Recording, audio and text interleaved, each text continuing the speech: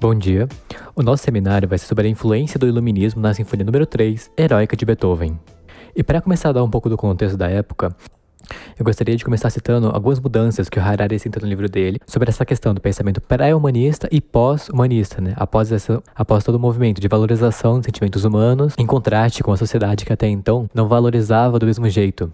É interessante a colocação feita de como os pensadores medievais ressaltavam que os humanos eram mortais e, portanto, suas opiniões e sentimentos eram tão instáveis quanto o vento. Logo, o sistema deles se baseava na vontade divina, sobre-humana, a qual seria imutável e eterna. Logo, todo significado que dependa de opinião humana é necessariamente frágil e efêmero. Segundo essa forma de ver o mundo. Este pensamento também reflete muito na música, como demonstram as frases selecionadas no slide. A música humana, portanto, deveria ecoar a melodia divina do cosmos e não refletir as ideias e os caprichos de compositores de carne e osso. E ainda essa questão da autoria, de como as mais belas composições, elas não eram fruto de um gênio, mas sim de uma inspiração divina. Os créditos não seriam do autor, mas sim da mão divina que guia seu corpo. A mesma razão pela qual não se dá crédito à pena que escreve no papel.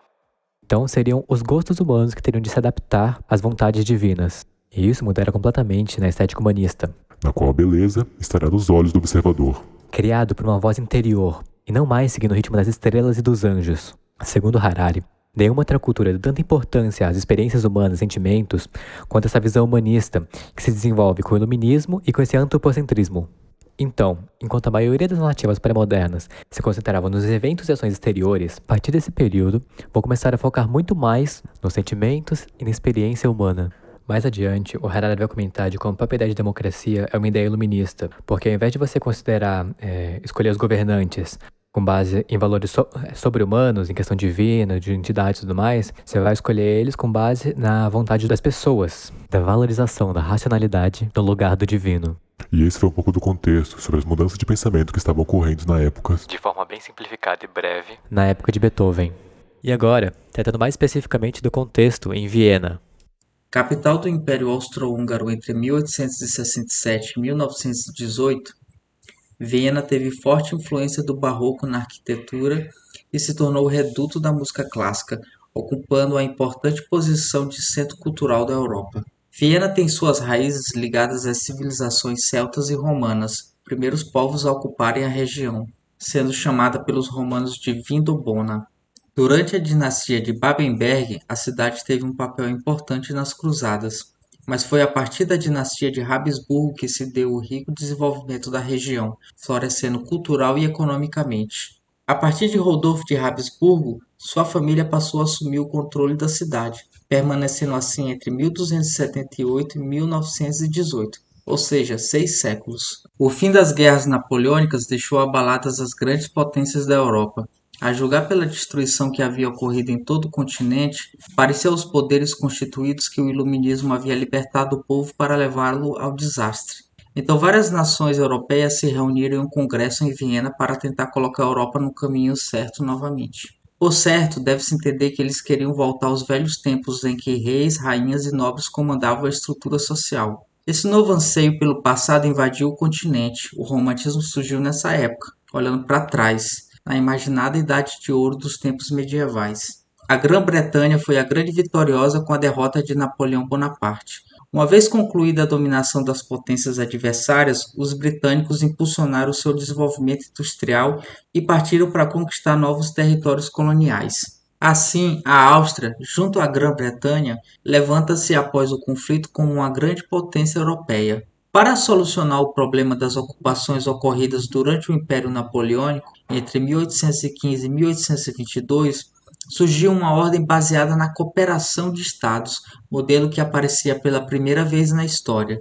O novo sistema buscava equilibrar o poderio das nações europeias, realizando uma política de aliados e compensações territoriais que funcionou relativamente bem até o estopim da Primeira Guerra Mundial, que inclusive aconteceu com a morte de um duque da Áustria. Embora o grande motivo das guerras fosse em essência a nova repartição das colônias americanas, africanas e asiáticas. Assim, Viena passa a ser um dos centros do imperialismo europeu, recebendo por este motivo uma forte migração intelectual, cultural e econômica de toda a Europa. Para Beethoven, compositores como Haydn e Mozart eram inspirações, e depois de perceber o quão grandes eles se tornaram em Viena, ele escolheu propositalmente ir para esta cidade. Em Viena, Beethoven celebrou sua primeira grande composição, Heroica. Ela foi estreada no Palácio do Príncipe de Lobkowitz. Este palácio foi uma importante sala de concerto e de ensaios, onde várias músicas consagradas foram estreadas, e por isso é considerado parte da história da música ocidental. Heroica, já em sua estreia, foi considerada como um trabalho revolucionário. Era algo completamente novo em termos de instrumentação, força e vitalidade. Bom, vou falar então um pouco sobre a biografia do Beethoven. Ele nasceu dia 16 ou 17 de dezembro de 1770, numa cidade chamada Bonn, na Alemanha, e recebeu sua primeira formação musical através do pai, que era um cantor na capela da cidade, e que tinha o desejo de transformar o filho numa criança prodígio, assim como foi o Mozart, para tentar crescer financeiramente em cima disso. E aí, por causa disso, e pelo fato dele ser alcoólatra também, ele transformou a infância, principalmente do Beethoven, num inferno, porque ele ficava forçando lá o Beethoven a estudar piano por horas e castigava bastante ele, inclusive. E tem uma curiosidade, assim, meio trágica, de que para aumentar o valor do Beethoven como uma criança prodígio, o pai dele mentia a idade, falando que ele tinha nascido em 1772 e não em 1770, ou seja, dando uns 2 anos a menos para Beethoven. E o próprio Beethoven acreditou nisso por um tempo. E aí, em 1771, ele começou a ter aulas com o Christian Gottlob Neff, que foi o primeiro mestre importante dele. E aí, muito impressionado com a habilidade do Beethoven e tal, esse Neff, ele escreve um artigo elogioso, enaltecendo as habilidades do Beethoven e incentivando aristocratas da época a financiarem uma viagem do Beethoven para Viena, que era a capital cultural da época. E aí isso rola em 1787. Em 1787, Beethoven faz a sua primeira viagem para Viena e ele chega a encontrar e tocar para Mozart, né? Mozart fica impressionado com a habilidade do Beethoven e aí o Beethoven fica entusiasmado com a possibilidade de talvez ter aula com Mozart e tal. Mas aí ele tem que voltar para Bonn porque ele recebe uma carta do pai falando que a mãe estava doente. E aí, algumas semanas depois de ele voltar para Bonn, a mãe acaba falecendo, o que abalou bastante o Beethoven e agravou o alcoolismo do pai. Então, a vida do Beethoven ficou, assim, ainda mais um inferno. Fez com que ele ficasse ainda mais mal-humorado e... enfim. A partir de 1792, começa o que foi classificado como a primeira fase do Beethoven, que é quando ele viaja novamente para Viena, para ter aulas com Haydn.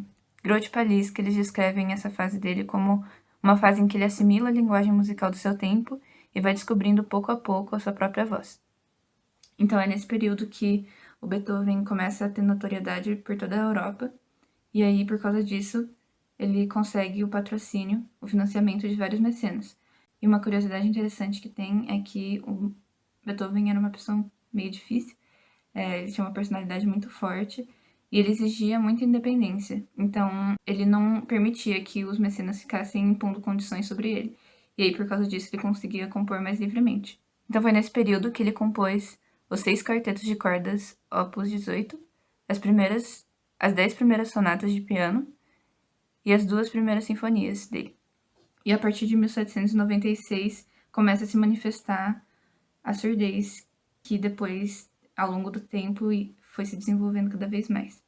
A primeira fase da vida do Beethoven vai até 1802, que é também quando começa a segunda fase da vida dele, porque é o ano que ele faz essa viagem a uma cidade chamada Heiligenstadt, para cuidar da surdez dele, que estava se manifestando cada vez mais. E aí, depois de muito sofrimento e raiva e frustração, ele escreve esse testamento de Heiligenstadt, que é quase como se fosse uma carta de suicídio que ele escreveu para os irmãos dele lerem depois da morte dele.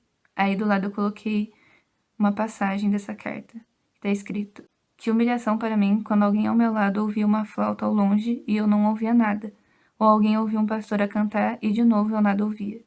Tais incidentes quase me levaram ao desespero, por pouco não pus termo à vida. Só a minha arte me deteve. Parecia-me impossível deixar o mundo antes de transmitir tudo o que eu sentia dentro de mim. Então foi, de fato, uma fase de muito sofrimento para Beethoven. o Groucho e Paliska vão descrever essa fase como um período em que ele se revelou em todo o ardor da sua independência, porque ele traduziu toda essa fúria, frustração e sofrimento em música, né? Foi um período que ele compôs bastante. Eu coloquei aí tudo que ele compôs, né? Ele compôs da terceira à oitava sinfonia, a ópera do Fidelio, os concertos para piano, enfim, fez muitas composições. E aí essa fase vai até 1816. Bom, aí a partir de 1816 até 1827, a gente tem então a terceira fase da vida do Beethoven, que foi um período da vida dele em que a música dele se tornou mais meditativa e introspectiva, segundo Groucho Paliska. Então foi um período que ele compôs relativamente menos, por causa de uma série de episódios que foram acontecendo na vida dele, que fez com que ele ficasse desestabilizado emocionalmente. Então teve o agravamento da surdez. Então chegou um momento que Beethoven estava compondo praticamente surdo. Teve uma disputa pela custódia do sobrinho dele, depois que o irmão dele morreu. E teve também uma série de desilusões amorosas que foram acontecendo. E isso tudo fez com que ele ficasse desestabilizado. Mas aí, a partir de 1823, ele se recupera um pouco e se volta para a igreja. E aí, no ano seguinte, ele termina de compor a Nona Sinfonia, que é talvez a sinfonia mais famosa dele. E aí, dia 26 de março de 1827, ele morre aos 56 anos de vida. Eu vou começar a falar das características do iluminismo na obra do Beethoven. Coloquei alguns pontos aqui nesse primeiro slide, e um deles é a vaidade artística. A vaidade artística é o que vai diferir das características classicistas, onde tudo tem que ser perfeito, semelhante a Deus. Então Beethoven vai exprimir bastante os sentimentos humanos, tanto até que depois que ele escreveu a Heroica, ele demorou muito tempo para conseguir compor uma obra que fosse de dimensões semelhantes, tão grandiosa que foi. O segundo ponto é a Revolução Francesa, que foi de grande importância humanitária, que é o ponto que a gente mais vai falar agora, e teve muita influência tanto política quanto socialmente falando, que seria o próximo ponto, sinfonia política, já que não é apenas uma obra por entretenimento, e sim uma sinfonia política, como dito. O Beethoven nunca havia escrito uma obra que dependesse completamente de uma única ideia musical, que é essa ideia do herói revolucionário, no próximo ponto. E essa mudança, essa variação na forma de compor, que vai apresentar a ideia poética e a estética idealista que eu vou comentar daqui a pouco. A terceira sinfonia, que é a Sinfonia Heroica, ela foi escrita entre 1803 e 1804. Na cidade de Oberdeubling. E inicialmente o nome dela era Sinfonia Bonaparte, né? Que foi em homenagem ao Napoleão Bonaparte. Porém, quando Napoleão se proclamou imperador em 1804, o Beethoven ficou com muita raiva por conta disso. Então ele rasgou a obra e ele só foi publicar ela em 1806 com o título de Sinfonia Heroica, que ele disse que foi composta para celebrar a memória de um grande homem. Daí tem várias especulações sobre quem seria esse grande homem. Será que ele voltou atrás e seria o Napoleão Bonaparte ou seria o Louis Ferdinand da Prússia? Porque esse príncipe, ele contribuía muito para a música e talvez tenha sido ele. Não sei. Uma influência importante na Sinfonia Heroica e outras obras nesse mesmo período é a música pós-revolucionária francesa, que no caso são as óperas do Cherubini e do Étienne Nicolas Méhul, que foram de grande sucesso em Viena. E teve um grande impacto nas obras de Beethoven por conta do estilo tutti orquestral, a preferência por marchas e material semelhante a marchas, forma livre das aberturas e alguns pontos na harmonia e na orquestração. E esse próprio ideal sinfônico de Beethoven, ele é visto muitas vezes no repertório francês da década de 1790. Então, Beethoven, ele não só tinha uma técnica musical muito boa, ele mudou muito a ênfase, ele personalizou a sinfonia política. A Heroica foi concebida como um tributo, não a ideia de revolução, mas ao herói revolucionário, Napoleão, talvez, e realmente o próprio Beethoven. Tanto até que quem frequentava os concertos posteriores a esse momento conseguiram corresponder a essas mesmas buscas heróicas do Beethoven em celebração de ideologias políticas do passado. Então, o Beethoven foi conhecido como ele explorou bastante variedades na música instrumental que transmitiam imagens e ideias que transcendiam o mundo do som. Por isso a gente tem essa questão da ideia poética, já que ela evoca ideias éticas, políticas e de morte, já que é uma marcha fúnebre, né? Então ela se estendeu os limites da sinfonia e o que era conhecido como, abrindo assim esse gênero, né? Olá pessoal, bom dia. Sou o Pedro. Eu vou falar um pouco, vou fazer uma análise da Sinfonia número 3 da Heroica, de Beethoven. Sinfonia em Mi bemol maior, Op. 55, pode ser classificada como um dos marcos do final do classicismo para o romantismo. Né? Ela é composta na segunda fase de vida do Beethoven, como foi dito pelo nosso companheiro Yara, em 1803. Originalmente ela foi dedicada a Napoleão Bonaparte, quando ele ainda não tinha se autoproclamado imperador, né? Que segundo o próprio Beethoven, teria traído o movimento e os ideais defendidos, né, dentro do Iluminismo e da Revolução Francesa mesmo. Segundo os escritos do próprio Beethoven e seus assistentes, e posteriormente a crítica à obra, né, a Heroica, essa estava recheada e está ainda de sentimento de potencial iluminista, potencial humanista, né, e de liberdade, libertador. Esses dois, ambos, ideais muito defendidos, né, dentro desse movimento iluminismo. A gente vai abordar aqui o quarto movimento, né, dos quatro, que são eles o Allegro, o primeiro, o Adagio, o Scherzo e o Finale em Allegro Morto.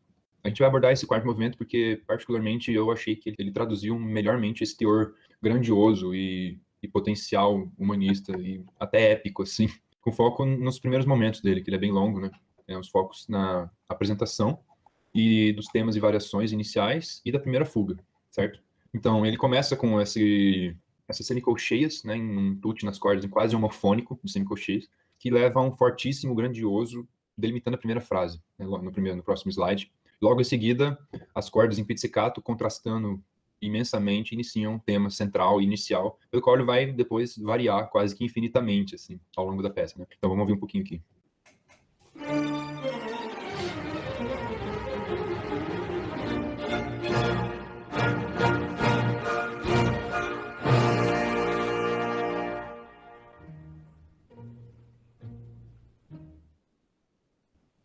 Então é bem característico esse começo enérgico, seguido pelo contraste em piano no pizzicato das cordas, né?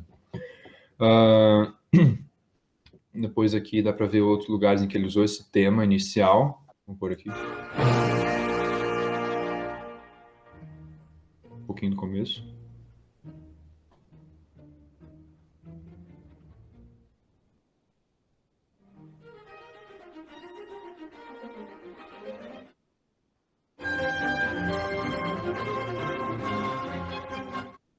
Então, aqui o segundo um pouco mais adiante, mas ainda no meio da apresentação, aqui um pouco mais no final da apresentação.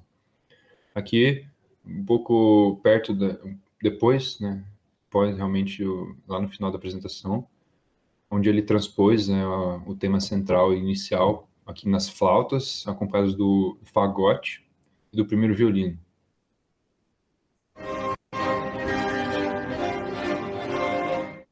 Certo? Opa. Aí agora, fazendo uso dos baixos, o Beethoven compõe uma linha que será respondida logo no começo, né, várias vezes. Ele transfere essa linha para os outros instrumentos gradualmente, e assim ele vai construindo uma trama, né, e desenvolve a peça.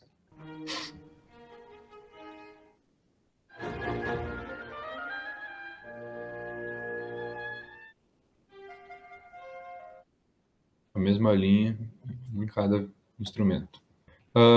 Uma das técnicas que ele utiliza é o desenvolvimento progressivo do ponto de vista textural de uma passagem até um ponto culminante, né, um ápice, para só depois ser respondida ou seguir para outra sentença ou período, né? Então, como a gente pode ver aqui, ele começa com as cordas, depois adiciona as madeiras, depois os metais e finaliza um tutti com um tímpano aqui, para só depois, como a gente pode ver aqui, voltar nessa mesma ideia aqui, ser respondido, ou começar com outra ideia, né? Então, vou voltar aqui para a gente ouvir esse trecho.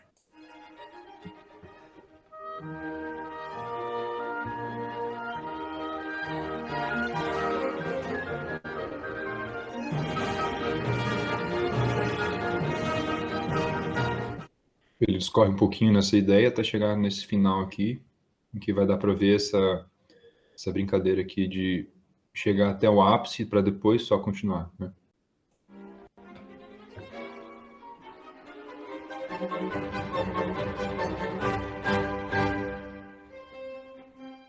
Certo. E aqui tem o tema inicial, o tema central, onde ele volta para fazer outra variação. Essa foi a apresentação do movimento, com o primeiro tema e algumas variações. Agora ele inicia a primeira fuga. Começa nos violinos, é uma fuga decrescente, que começa nos violinos e vai caindo de tessitura até os baixos, né? Uma vez no baixos, ela retorna, né, e transpõe para todos os instrumentos. E daí começa esse tute dos sopros em fortíssimo, até um súbito piano no próximo slide, né, em que cai o andamento e muda de afeto, troca aí a ideia musical, vai para as flautas e começa uma outra ideia, um outro período da peça. Vamos ver aqui.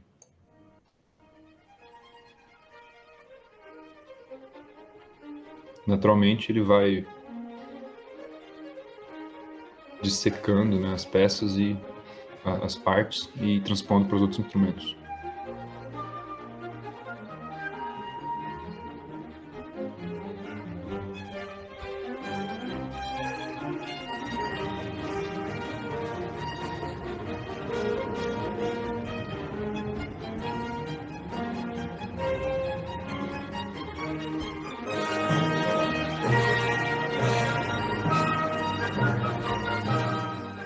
Até ele faz essa fuga até um súbito piano, e não deu para pegar aqui porque cortou a foto. Então aqui, né, um pouquinho mais à esquerda na foto, onde cortou, estaria aqui um fortíssimo, né, dessa fuga que finaliza. Então ele vai até um súbito piano quando iniciou outro tema, esse em laranja, né, com outro afeto, como eu disse. Agora nas flautas, né, começa com a ideia na flauta, no oboé. E agora, de novo, ele finaliza com um fortíssimo e para depois iniciar essa nova ideia. Vamos ver aqui, finalizando a fuga em fortíssimo para começar a nova ideia.